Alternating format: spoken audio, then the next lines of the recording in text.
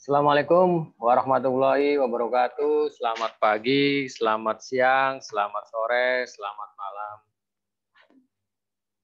Para pembelajar channel YouTube Institut Pelita Desa dimanapun berada. Dalam kesempatan ini saya akan mereview sebuah buku atau sharing dari buku yang berjudul Jurus Miliarder, Cara yang Sudah Terbukti untuk Menjadi Super Kaya, ditulis oleh Grant Cardone.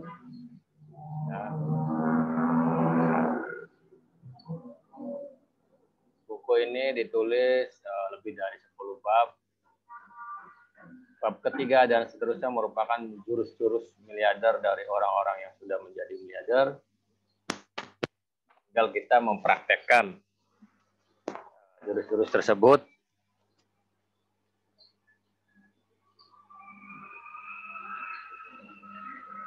Bab pertama adalah menjadi kaya bukanlah suatu fantasi.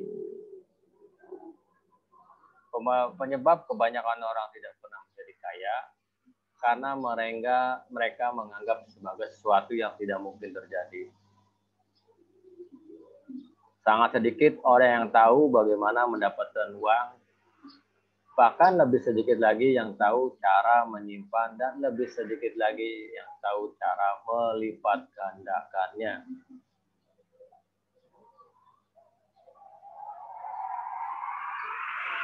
Tempat Anda mendapatkan saran, itu janganlah Anda meminta saran terhadap orang-orang yang sudah yang gagal atau yang berpura-pura sukses. Mintalah saran kepada orang yang sudah sukses. Kemudian menjadi kaya itu atau kita membicarakan suatu kekayaan itu bukanlah suatu yang tabu, semestinya tidak menjadi tabu.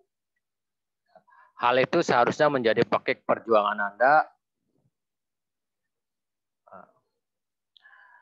Mereka yang dibesarkan di lingkungan kelas bawah atau menengah mewarisi cara pandang kaum kelas bawah dan menengah tentang uang. Menjadi kaya merupakan permainan menyerang, bukan bertahan. Jika Anda mulai tidak bahagia, jadilah orang yang sekaya mungkin. Kemudian bab ketiga adalah langkah pertama atau jurus pertama. Jika Anda ingin menjadi miliarder, putuskan atau tancapkan niat Anda di dada untuk menjadi orang yang super kaya. Ya, kehidupan di kelas menengah itu kehidupan yang kompromis dan mementingkan diri sendiri. Jadi cukup untuk keluarga, cukup untuk diri sendiri, sudah cukup. Ya. Kemudian tidak mau memiliki uang adalah hal yang tidak masuk akal. Nah ya, langkah yang kedua atau jurus yang kedua adalah perhitungan menjadi seorang miliarder. Lakukanlah perhitungan berapa target yang harus masuk dalam setiap bulan, bahkan hitungan jam. Ya, berapa harus yang saya hasilkan dalam 1 jam. Ya. Dan ciptakanlah strategi untuk mendapatkannya. Ya.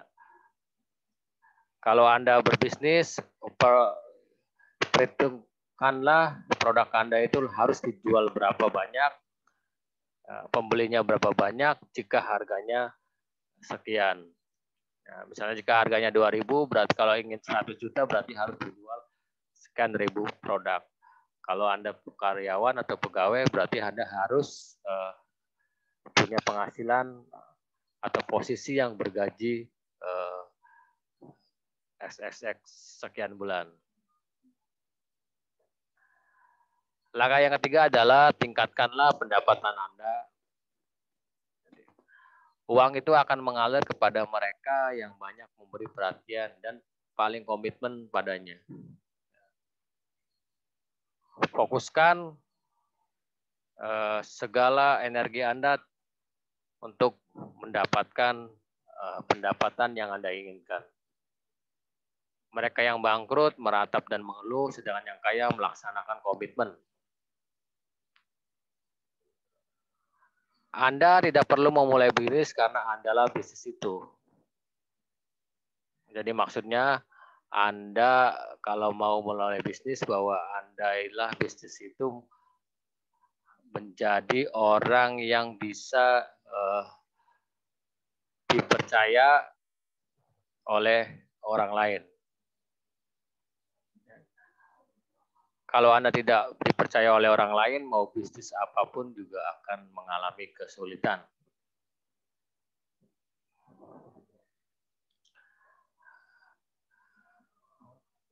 Langkah yang keempat,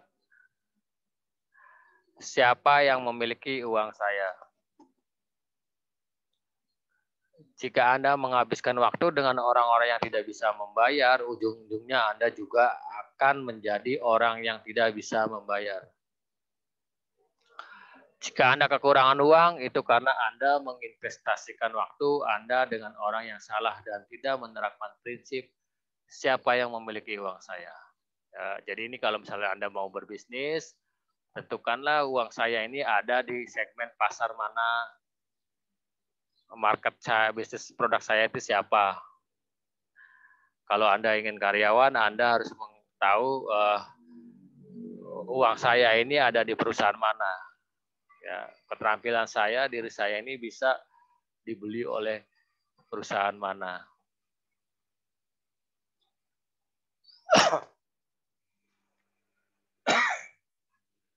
Langkah yang kelima adalah tetaplah prihatin. Jadi ketika pendapatan Anda meningkat, tetaplah hidup prihatin tetapi bukan miskin. Ya. Ide ditambah dengan kerja keras kali waktu ditambah disiplin itu akan sama dengan sukses. Berkorban di masa sekarang agar Anda bisa mendapatkan semuanya di masa depan.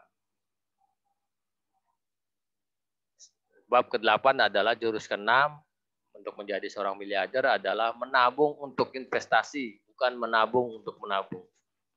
Menabung untuk menabung itu maksudnya menyisihkan uang kemudian digunakan setelah untuk jaga-jaga jika saya sudah tua, itu adalah menabung untuk menabung. Ya. Tetapi menabunglah untuk investasi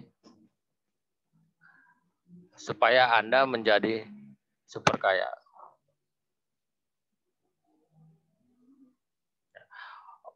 Orang-orang yang tidak menciptakan kekayaan karena tidak pernah berinvestasi besar untuk hal-hal yang besar. Jurus ke-7 adalah melipat gandakan sumber pendapatan. Orang miskin berusaha mengganti sumber pendapatannya, orang kaya berusaha menambah sumber pendapatannya. Kesalahan umum orang-orang ketika melipat gandakan sumber pemasukan adalah mengabaikan yang sudah ada. Jadi kalau Anda sudah mendapatkan satu income tersebut berusahalah untuk ditambah dari sumber yang lain, jangan mengganti yang sudah ada. Mengeluhkan situasi keuangan Anda tidak akan membuat Anda menghasilkan lebih banyak uang.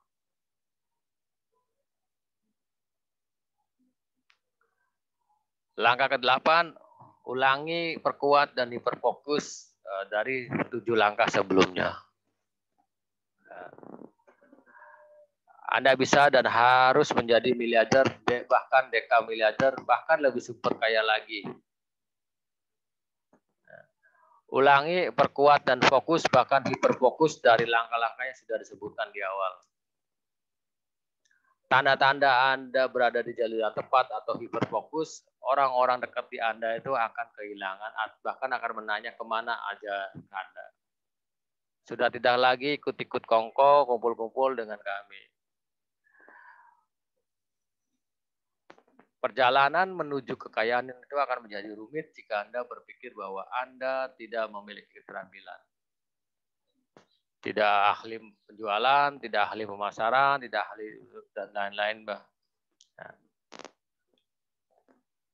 terapkan saja prinsip-prinsip di dalam pengalaman yang ditulis di dalam buku ini. Jika Anda berubah, Anda mungkin ancaman bagi mereka yang tidak mau berubah. Terima kasih. Sekian sharing atau review buku yang berjudul Jurus Miliarder. Ya, ini singkat saja karena buku aslinya juga tipis, kecil seperti buku saku. Jika ada pertanyaan, silakan tulis di kolom komentar atau email di yonidi@minaku.com. Terima kasih atas perhatiannya. Jika ada salah kata, tutur kata yang kurang sopan, kurang pas, kurang pantas, mohon dimaafkan yang sebesar-besarnya. Semoga sharing ini bermanfaat. Assalamualaikum warahmatullahi wabarakatuh.